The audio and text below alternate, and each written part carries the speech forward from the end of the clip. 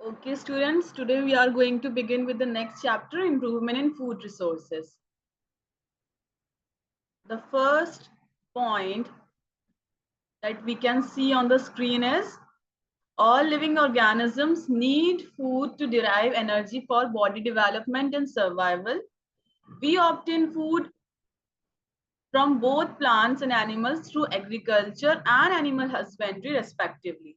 ये क्या कह रहा है पॉइंट्स कि जितनी भी ऑर्गेनिजम्स हैं वो क्या करते हैं, अपना फूड डिराइव करते हैं, फूड लेते हैं एक्सटर्नल सोर्स से और उस फूड से अपनी एनर्जी को यूज करते हैं, एनर्जी को डिराइव करते हैं, निकालते हैं, अपनी यूज करते हैं और उसके बाद वो एनर्जी किस चीज में उनका हेल्प करती for their body development and survival.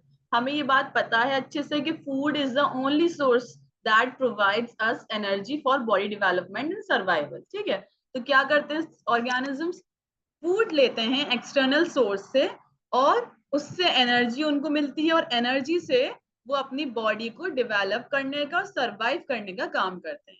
और हम क्या करते हैं, we obtain food from both plants and animals, जैसे कि हम पढ़ चुके हैं प्रीवियस चैप्टर्स में that we are heterotrophic organisms, that is why we obtain food from both the plants and animals. ठीक है, हमारे दोनों सोर्सेज हैं प्लांट्स एंड एनिमल, तो दोनों सोर्सेज से हम अपना फूड ऑब्टेन करते हैं थ्रू एग्रीकल्चर एनिमल हस्बेंड्री। ठीक है, एग्रीकल्चर यानी प्लांट वाले और एनिमल से मिलने वाले एनिमल हस्बेंड्री। नेक्स्ट आते हैं, we need sustainable practices in agriculture and animal husbandry to achieve improvement in food resources without compromising the environment and natural balance। क्या कह रहे हैं, हमें ऐसी सस्टेनेबल प्रैक्टिसेस, सस्टेनेबल का क्या मतलब होता है, वो प्रैक्टिसेस या वो एक्शंस जो हम करें अपने प्रेजेंट में और ऐसा करें कि आगे फ्यूचर जनरेशन जो आए वो उनके लिए यूटिलाइज रहे। ठीक, हम अपनी नीड के अकॉर्डिंग उसे इस्तेमाल कर लें और आगे जो जनरेशन आए वो भी उसे यूटिलाइज कर पाए। ठीक, तो ऐसी सस्टेनेबल प्रैक्टिसेस हमें एग्रीकल्चर में और एनिमल हस्बेंड्री में करनी पड़ती हैं। क्यों करनी पड़ती हैं, टू अचीव इम्प्रूवमेंट, किसमें इम्प्रूवमेंट करने के लिए, इन food resources without compromising the environment and natural balance. अब एनवायरमेंट और नेचुरल बैलेंस के साथ कॉम्प्रोमाइज नहीं करना है कि उनको हार्म कर कर उनको खत्म करके आपने एनवायरमेंट को डैमेज किया, इकोसिस्टम को इम्बैलेंस क्रिएट कर दिया और अपनी नीड को एक्वायर कर लिया, ये चीज नहीं करनी। हमें क्या करना है, सस्टेनेबल प्रैक्टिसेस रखनी है, ऐसी प्रैक्टिसेस परफॉर्म करनी है एग्रीकल्चर और एनिमल हस्बेंड्री में अच्छी रिसोर्सेज अचीव करने के लिए कि आगे फ्यूचर जनरेशन भी उसको यूज कर पाए। नेक्स्ट क्या है, mixed farming, intercropping and integrated farming practices are some of the examples of sustainable and scientific management practices. क्या है, ये है हमारी प्रैक्टिसेस जो कि हमारी सस्टेनेबल प्रैक्टिसेस हैं, जिसमें हमारी mixed farming, intercropping and integrated farming आती है। ठीक, अब नेक्स्ट कवर करते हैं एग्रीकल्चर, द साइंस और practice of farming including the cultivation of soil. क्या है, प्रैक्टिस ऑफ फार्मिंग है ये, एक मिनट,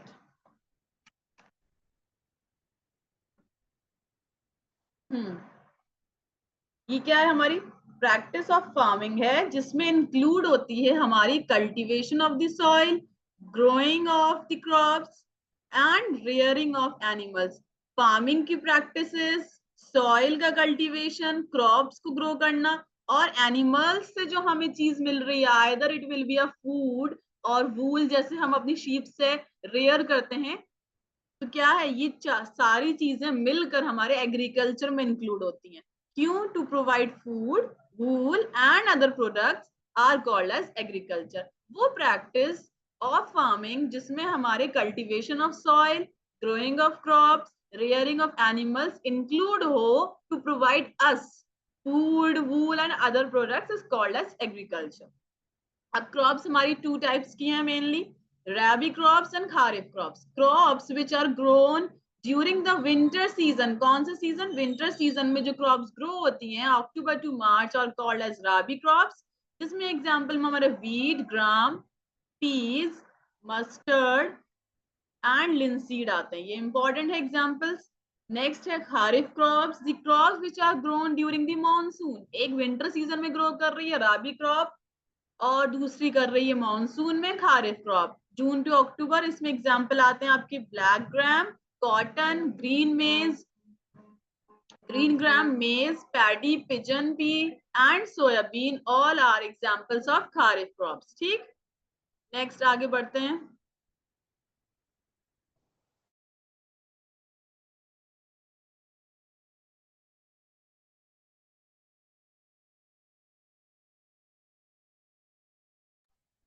नेक्स्ट स्लाइड पर आते हैं। hybridization. I think most of you are familiar of this term hybridization. हमने कैट्स के बारे में पढ़ा है, प्लांट्स के बारे में, एनिमल्स के ज्यादातर हमने वर्ड ये सुना है कि हाइब्रिड है। ठीक है, कैट्स में हम क्या देखते हैं कि एक इंडियन कैट है और एक पर्शियन कैट है, और उन दोनों की जो न्यू प्रोजेनी है, उनकी मेटिंग के बाद जो प्रोजेनी होती है, हम उससे कह देते हैं ये ना प्योर पर्शियन है ना प्योर इंडियन है, ये हाइब्रिड है। बच्चा जो है उनका किटन जो है वो हाइब्रिड है। हाइब्रिड का क्या मतलब होता है? हाइब्रिडाइजेशन वो प्रोसेस है दैट रिफर्स टू क्रॉसिंग दो डिफरेंट जीन के प्लांट्स या एनिमल्स की क्रॉसिंग कराना हाइब्रिडाइजेशन कहलाता है। एक की कोई और सी स्पीशीज है, दूसरे की कोई और सी स्पीशीज है, उन दोनों की मेटिंग करा दी तो एक नई प्रोजेनी जो डेवलप होती है वो हाइब्रिड प्रोजेनी होती है, और उस प्रोसेस को हम हाइब्रिडाइजेशन कहते हैं। हाइब्रिडाइजेशन हमारे तीन टाइप्स के हैं, intervarietal, interspecific and इंटरजेनेरिक। Inter means होता है, साफ बात है, दो के बीच, यानी वेराइटल मीन्स दो डिफरेंट वेराइटीज के बीच जो होगा वो इंटरवेराइटल होगा। इंटरस्पेसिफिक दो डिफरेंट स्पीशीज के बीच, इंटरजेनेरिक दो डिफरेंट जेनरा के बीच। ठीक, उसके बाद आते हैं macronutrients and micronutrients. This is very important part of this chapter, ये चीज नोट डाउन कर लो, दिस इज वेरी इंपॉर्टेंट। ठीक, आते हैं आगे। Ayesha, you have to mute yourself.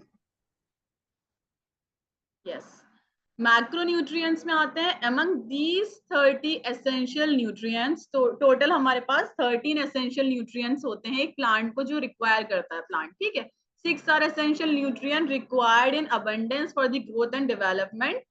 जो 6 न्यूट्रिएंट्स हमारे प्लांट को जरूरत होती है किसके लिए? For the growth and development, वो कहलाते हैं हमारे मैक्रो न्यूट्रिएंट्स। और ये ज्यादा क्वांटिटी में जरूरत करता है, एक प्लांट नीड करता है। ठीक, एक्वायर करना चाहता है, रिक्वायर करता है किसको? 6 एसेंशियल न्यूट्रिएंट्स को, जिनको हम मैक्रो न्यूट्रिएंट्स कहते हैं, that are responsible for the abundance of growth and development of plant। जिसमें आपके एग्जाम्पल में कौन आते हैं? Nitrogen, phosphorus, potassium, calcium, sulphur and magnesium. Important है, याद रखना है, लर्न कर लेना है। नेक्स्ट आते हैं micronutrients. among 13 essential nutrients, 6 are classified into macro and the other 7 are classified into micronutrients, which include iron, boron, chlorine, manganese, zinc, copper and molybdenum. ये इंपॉर्टेंट है। ट्रेस एलिमेंट्स या ट्रेस मिनरल्स कहा जाता है, ये याद रखना कि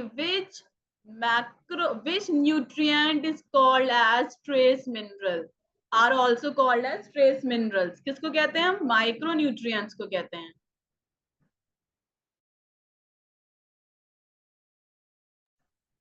नेक्स्ट आते हैं crop improvement management. Nutrient crop को इम्प्रूव करने के लिए डिफरेंट डिफरेंट मैनेजमेंट यानी डिफरेंट डिफरेंट स्ट्रैटेजीज की जाती हैं, जिसमें सबसे पहला होता है हमारा nutrient management. Nutrients are supplied to plant by air, water and soil. ठीक, ये तो हमें पता है साफ कि न्यूट्रिएंट कैसे मिलते हैं प्लांट को? एयर, वाटर एंड सॉइल से। There are 16 nutrients which are essential for plants. Air supply carbon, oxygen, hydrogen comes from water and soil supply the 13 nutrient to plant, जो हमने अभी 13 cover करे हैं। Based on the biological material used, manure can be classified as vermicompost and compost, the process in which farm waste material like livestock excreta,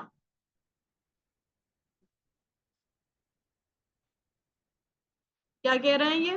vermi compost और compost, ये दो type के हमारे मैन्योर्स होते हैं। वो प्रोसेस जिसमें हमारे फार्म वेस्ट यानी एनिमल एक्सक्रीटा चेंज हो जाता है, डिकम्पोज हो जाता है, किसमें? पिट्स में डिकम्पोज कर दिया जाता है। वो प्रोसेस हमारी कंपोस्टिंग कहलाती है। एनिमल कंपोस्ट, एनिमल वेस्ट, ठीक, जिसमें हमारे आ जाएंगे लिव एक्सक्रीटा यानी cow dung, vegetable waste, animal refuse, domestic waste, sewage waste. अगर हम इन सारे वेस्ट को एक जगह डंप कर दें, डिकम्पोज कर दें, ये कहलाएगा हमारा कंपोस्टिंग। ठीक, the compost is rich in organic matter and nutrients. Compost is also prepared by earthworms to hasten the process of decomposition of plant and animal refuse. अब क्या है, हमने क्या किया, कई जगह पर हम देखते हैं कि जहां पर गार्बेज होता है, कूड़ा जहां पे डंप किया जाता है, वहां पर पानी पानी से दिखता है। कई जगहों पर पानी पानी से क्यों दिखता है? वहां पे माइक्रोब्स और अर्थवर्म्स अपना एक प्रिपेयर कर लेते हैं, अपना एक पूरा एनवायरनमेंट क्रिएट कर लेते हैं और वहीं पर सरवाइव करना शुरू कर देते हैं। वो क्या करते हैं, उस जितना भी डिकम्पोज हमने किया होता है वो उसको और फर्दर डिकम्पोज करना शुरू कर देते हैं। ठीक, वो डिकम्पोज करते हैं तो वो वाटर रिलीज होना शुरू हो जाता है आपके कंपोस्ट से, वेस्ट से आपके वाटर रिलीज होना शुरू हो जाता है। ऑर्गेनिक मैटर से, जो हमारे अर्थ वॉर्म यानी हमारे कंपोस्ट से, हमारा वेस्ट था जिसे हम कंपोस्टिंग से डंप कर रहे थे, अब उस कंपोस्टिंग से जो हमारे वॉर्म्स उसको डिकम्पोज करना शुरू करते हैं, वो हमारा वर्मी कंपोस्ट कहलाता है। वॉर्म से याद रखना, वर्मी कंपोस्ट। ठीक, उसके बाद क्या आता है? Green manure. ग्रीन मैन्योर क्या है? Prior to sowing of the crop seed, some plants like sun hemp और guar are grown and then merged by ploughing them into the soil. Green manure सबको पता ही है, जब हम सीड्स को सो करते हैं यानी मिट्टी में यानी सॉइल में डालते हैं, उसके बाद उसको प्लोइंग करते हैं, खुदाई करते हैं, ठीक, सॉइल में, तो क्या होता है? दीज ग्रीन प्लांट्स दस टर्न इनटू ग्रीन मैन्योर। क्या होता है? कुछ लीव्स हमारी, हमने देखा भी है अपने घर में, हमारे अगर प्लांट्स होते हैं, छोटे छोटे पॉट्स रखे होते हैं, सर्टेन प्लांट्स होते हैं, उसके अंदर स्पेसिफिक रोज हो गया, सनफ्लावर हो गया, तो कभी कभी हम देखते हैं कि उनकी लीव्स शेड होकर उन्हीं की सॉइल में गिर जाती है ना। तो क्या होता है, वो लीव्स जो उन्हीं के सॉइल में गिर जाती हैं और वो क्या बना लेती है? हमारा ग्रीन मैन्योर बना लेती है। Just give me a second.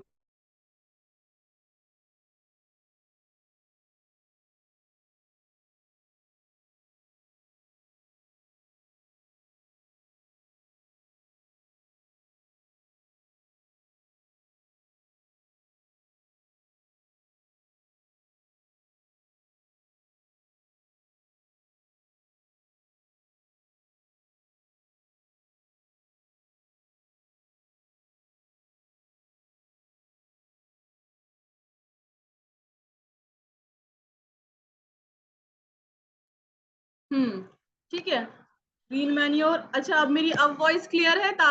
Shafaq, अब क्लियर है मेरी वॉइस? Yes ma'am. है ना? तो मुझे बता यस देना मैम। अगर कहीं प्रॉब्लम हो, यहाँ कनेक्टिविटी थोड़ा इशू हो रहा था, इसलिए शायद वो मेरे पास भी लिख कर आ रहा था कि नेट की कुछ इशू है। अच्छा, नेक्स्ट आते हैं फर्टिलाइजर्स पर। फर्टिलाइजर्स क्या है? Fertilizers are commercially produce. ये हम बचपन में अपने प्राइमरी क्लासेस में पढ़ चुके हैं कि मैन्योर जो होता है वो क्या होता है? हमारा नेचुरल होता है मैन्योर, और फर्टिलाइजर्स जो होते हैं वो मैन मेड होते हैं ना। ये बेसिक पढ़ा था हमने बचपन में। वही बात है कि ग्रीन मैन्योर जो हमने अभी पढ़ा वो किससे बन रहा था? हमारे ग्रीन प्लांट से बन रहा था, जो लीव्स शेड हो रही थी उस सॉइल में ही मिलकर मैन्योर बना रही थी।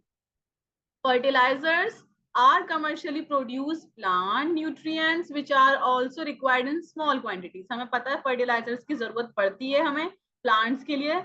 These are various brands of fertilizers available in market. अब जो चीज मार्केट में अवेलेबल है वो नेचुरल तो हो नहीं सकती, मैन मेड है. A most common example of fertilizers is NPK fertilizer, जिसमें हमारे नाइट्रोजन, फॉस्फोरस एंड पोटेशियम आते हैं.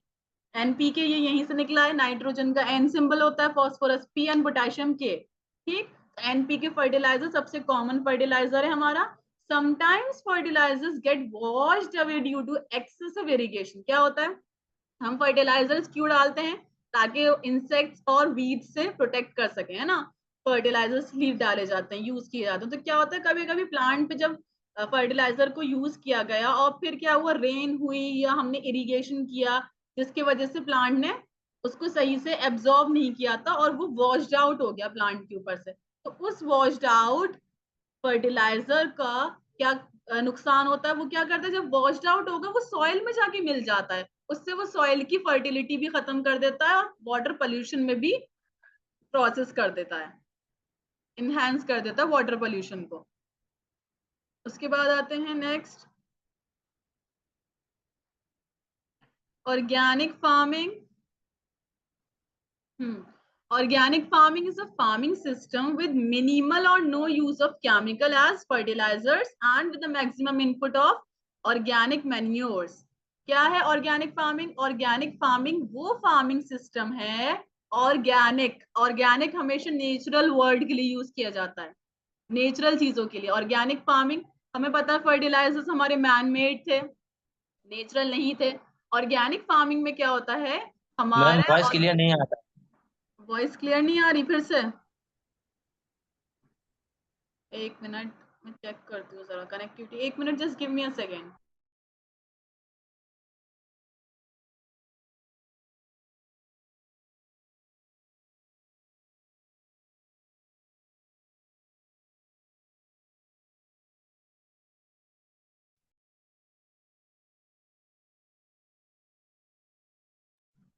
देखो अब आ रही है क्लियर? Yes ma'am. ठीक है, आए ना तो मुझे बता देना, पता नहीं क्या इश्यू हो रहा है, ऐसा होता नहीं है ऐसा। Okay Ayesha, thank you. Next आते हैं, ऑर्गेनिक फार्मिंग पढ़ लेते हैं ना। तो फर्टिलाइजर्स क्या थे, हमारे मैन अब मेड थे। नहीं आता। क्या हुआ Shafaq, are you saying something? Yes ma'am, अब आ रहा है ठीक से। हाँ ओके। तो ऑर्गेनिक फार्मिंग क्या? Organic farming is a farming system with minimal और no use of chemical fertilizers. हमें पता है हमारे फर्टिलाइजर्स केमिकल्स से बने होते हैं ना, मैनमेड होते हैं तो केमिकल्स यूज होते हैं। ऑर्गेनिक फार्मिंग में हमें बिल्कुल या तो मिनिमल कर दो या बिल्कुल यूज नहीं करना है केमिकल फर्टिलाइजर्स का, ऐसी फार्मिंग करनी है जो बिल्कुल नेचुरल हो। ऑर्गेनिक मैन्योर्स का यूज करना है मैक्सिमम, और no use of chemical fertilizers. उसके बाद आते हैं क्रॉप पैटर्न, यानी डिफरेंट क्रॉप्स को डिफरेंट पैटर्न्स में जो यूज किया जाता है, जो ग्रो किया जाता है, सो किया जाता है, उसको हम डिफरेंट क्रॉप पैटर्न्स में डिवाइड करते हैं, जिसमें हमारी intercropping, crop rotation and mix cropping आती है। मेनली 3 टाइप्स की हैं और इन्हीं को हमें याद रखना है। इंटरक्रॉपिंग, between two, inter से हमें हमेशा याद रहेगा between two.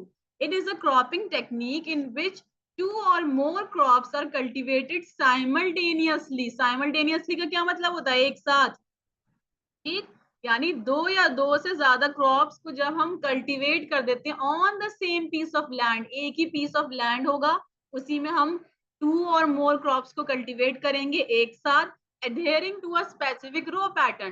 क्या कर देंगे? रो पैटर्न्स बना देंगे। This type of cropping pattern helps in increasing the productivity of the crop. ये क्रॉप पैटर्न क्या हेल्प करता है, क्या फंक्शन को परफॉर्म करता है? ये मेनली प्रोडक्टिविटी बढ़ा देता है क्रॉप्स की। डिफरेंट रोज बना दी कि हाँ इस रो में हमारी व्हीट रहेगी, इसमें मेज, इसमें बार्ले, एक ही लैंड पर हमने कल्टीवेट कर दी एक साथ बहुत सारी crops. Therefore, it is followed by small farmers who are completely dependent on rainfall for better yield. ये उन फार्मर्स के लिए है जो बिल्कुल रेनफॉल पर डिपेंड रहते हैं अपनी अच्छी यील्ड के लिए। उसके बाद आते हैं क्रॉप रोटेशन। रोटेशन हमारी क्लास में भी होता था, प्राइमरी क्लासेस में, कि सीक्वेंस वाइज पीछे जा रहे हैं, पीछे से फिर आ गया है, फिर पीछे जा रहे हैं, तो रोटेशन होता था। रोटेशन में क्या होता है? It is a cropping technique which is practiced for growing different crops on the same land in pre-planned succession. The crops are selected based on their duration on the 1 year rotation, 2 year rotation, 3 year rotation. Crop rotation में ये होगा कि पहले से ही pre plan succession होगा। Pre plan succession means कि पहले से ही डिसाइड होगा कि हाँ इस साल में ये क्रॉप ग्रो की जाएगी लैंड पर, नेक्स्ट ईयर ये क्रॉप ग्रो की जाएगी, उसके 3rd ईयर में ये क्रॉप की जाएगी, या 2 साल ये क्रॉप की ग्रो की जाएगी, 3 साल ये क्रॉप ग्रो की जाएगी। तो रोटेशन रहेगा क्रॉप का सेम पीस ऑफ लैंड पर, याद रखना सेम प्लान है। और सक्सेशन होगा, हर किसी को अपना पर्टिकुलर चांस मिलेगा on the different duration, based on the duration. ये ड्यूरेशन बेस्ड होती है क्रॉप रोटेशन, ये याद रखना है। Mix cropping it refers to a cropping system. Mix से तो हमें पता है ये दो या दो से ज्यादा क्रॉप्स कल्टीवेट होंगी सेम पीस ऑफ लैंड पर। Two or more crops are cultivated on the same piece of land. This technique is most commonly followed by farmers as it reduces the risk of total crop failure.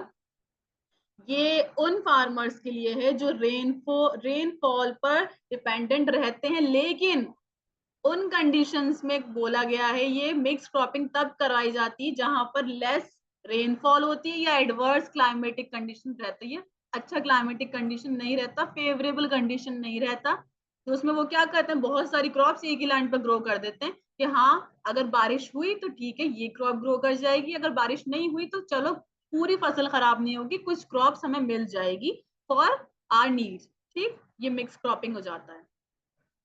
उसके बाद आते हैं crop protection management. अब हमें पता है हमारी crop grow कर रही है तो उसकी प्रोटेक्शन के लिए हमें कुछ मैनेजमेंट, कुछ स्ट्रैटेजीज फॉलो अप करनी पड़ेंगी। Field crops are invested by large number of weeds. Weeds हमें पता है इन अनवांटेड प्लांट्स। और क्या चीज क्रॉप को खराब कर देती है, insects, weeds, paste and diseases. जिस इन तीनों की वजह से हमें क्रॉप को मैनेज करना पड़ेगा, अच्छे से प्रोटेक्ट करना पड़ेगा।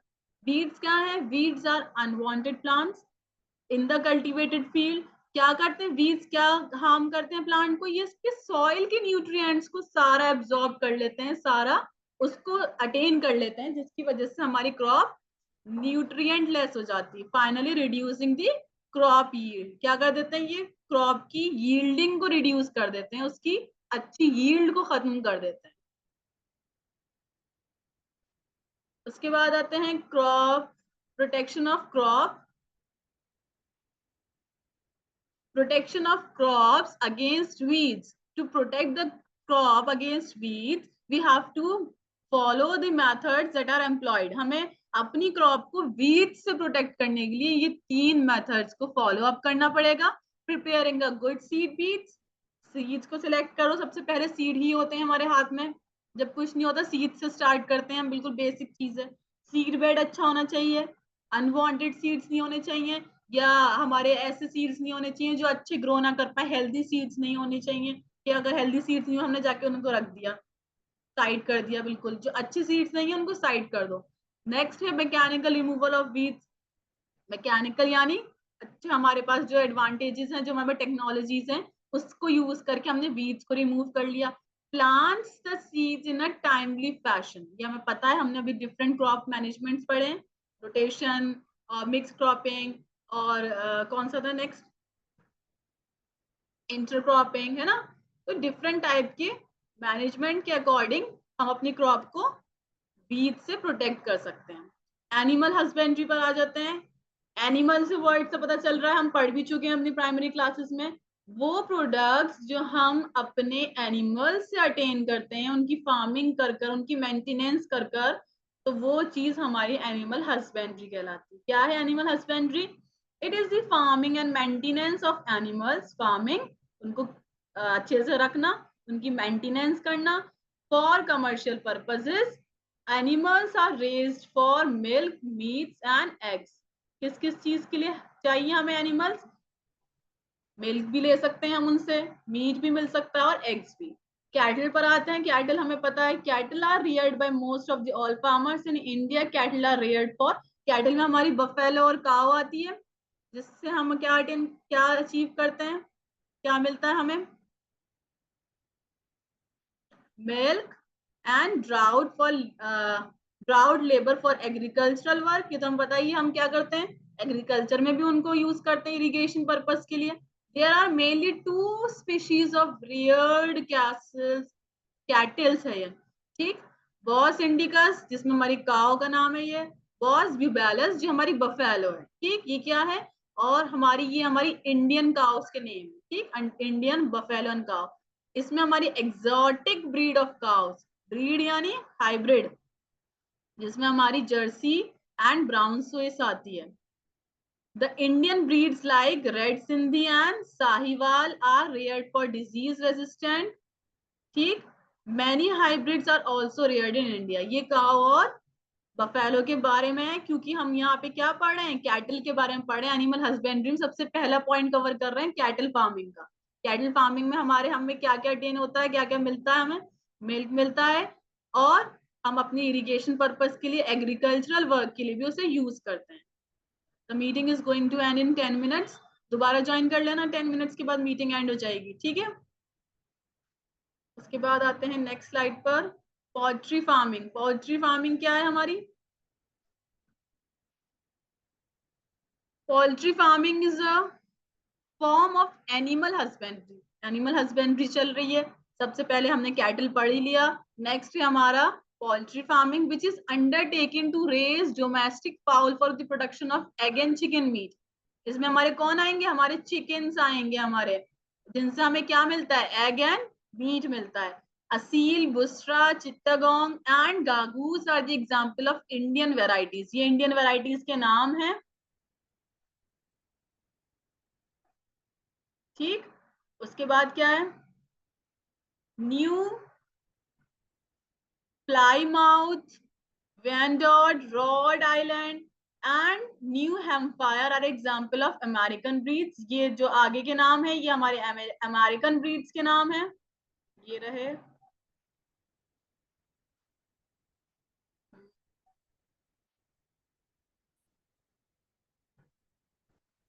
ये हमारे अमेरिकन ब्रीड के नाम है, ठीक। उसके बाद other examples include English breed such as Sussex, Cornish and red caps. Mediterranean classes include Leghorns, ये याद रखना, ये इंपॉर्टेंट नाम है लेगहॉर्न, ठीक है। Leghorns, white Leghorns, Minorca are commonly reared. Layers are the egg laying birds and broilers are reared for meat. ये चीज याद रखनी है। हमारे चिकन्स को भी दो तरीके से डिवाइड किया गया है। एक वो जिनसे हम मीट अटेन करते हैं, मीट हमारी रिक्वायरमेंट रहती है, और एक वो जिनसे हम सिर्फ एग ले करते हैं, ठीक। पहले वाले जो हैं उनको लेयर्स कहा जाता है, जिनसे हम एग लेते हैं, और जिनसे हम मीट लेते हैं उन्हें ब्रॉयलर्स कहा जाता है, ठीक।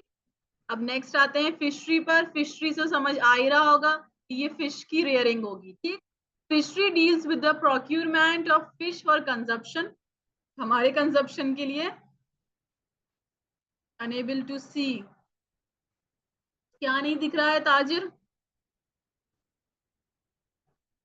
स्क्रीन विजिबल नहीं है तुम्हें? Tajir, are you in the meeting? Yes ma'am. Screen visible नहीं है आपको, या दिख रही है? स्क्रीन विजिबल नहीं है। नहीं हो रही है? बाकी सबको हो रही है? कोई रिस्पॉन्स दे सकता है? सबको हो रही है या नहीं? Yes, yes yes, ma'am. ma'am. Okay. Okay. Tajir, I think there is a connectivity issue on your side. ठीक है, फिशरी कंटिन्यू करते हैं। Fish is okay a ma'am. Good source of protein, ये हमें पता है, ठीक है। फिश क्या है? हमारी प्रोटीन की सबसे हाई रिच सोर्स है, and forms the diet of the people living in the coastal areas. जो कोस्टल एरियाज पर, ज्योग्राफी में पढ़ा होगा, तो कोस्टल एरियाज में रहते हैं, उनकी डाइट जो होती है उसका मेन सोर्स फिश रहती है ना, और वो उनके अंदर हाई प्रोटीन पाया जाता है उनकी बॉडी में। Fish can be obtain from sea, fresh water bodies and even estuaries. The process of capturing fish is known as aquaculture. याद रखना है, aqua means water, culture means rearing. The different types of fisheries are marine fisheries. Marine fishery deals with the fishes in the ocean and seas. ये याद रखना, marine fishes वो वाली हमारी fishery होगी, वो वाला प्रोसेस होगा रेयरिंग का, जो फिशेस हमारी कहाँ होंगी? ओशियंस एंड सीज में होगी। Apart from fish, it is also deals with the other seafood such as prawns, lobster and crabs. Inland fishery कौन सी होगी? जो हमारी रिवर्स, लेक्स और टैंक्स में मिलेगी, जिसमें हमारी रोहू, catla, mrigal, grass grass carp आती हैं, पॉपुलरली वैरायटीज जो कि फ्रेश वाटर में मिलती हैं। एग्जाम्पल जरूर याद रखना, ये वाले एग्जाम्पल्स भी एंड ये वाले एग्जाम्पल्स भी, ठीक। मैराइन फिश और इनलैंड फिशरी के एग्जाम्पल्स इंपॉर्टेंट हैं। नेक्स्ट स्लाइड पर आते हैं, बी कीपिंग, ठीक है। बी कीपिंग क्या है? बी कीपिंग तो हमें बहुत पता है, बेसिक है, जैसे हम एपीकल्चर भी सुनते हुए आए। इज द रेयरिंग ऑफ बीज for the production of honey and wax, हमें पता है, जैसे हमें पोल्ट्री फार्मिंग से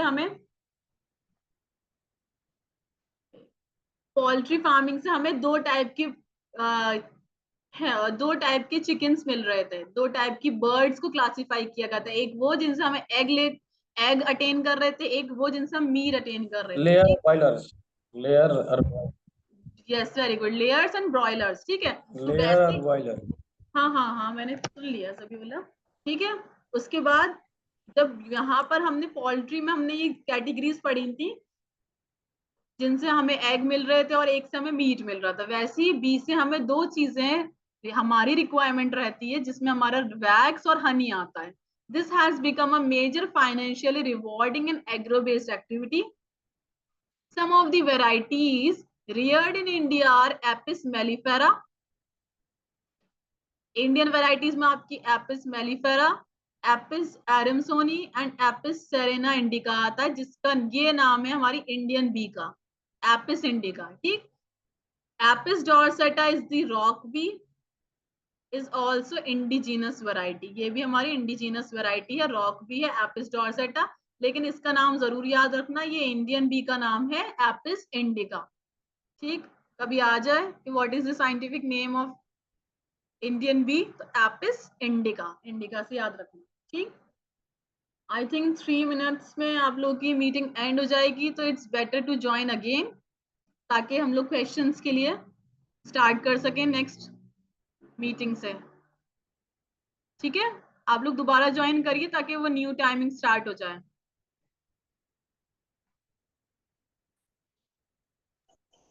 ओके। सब लोग लीव कर दें, दोबारा उसी लिंक से दोबारा ज्वाइन करते हैं, तो दोबारा स्टार्ट हो जाएगी।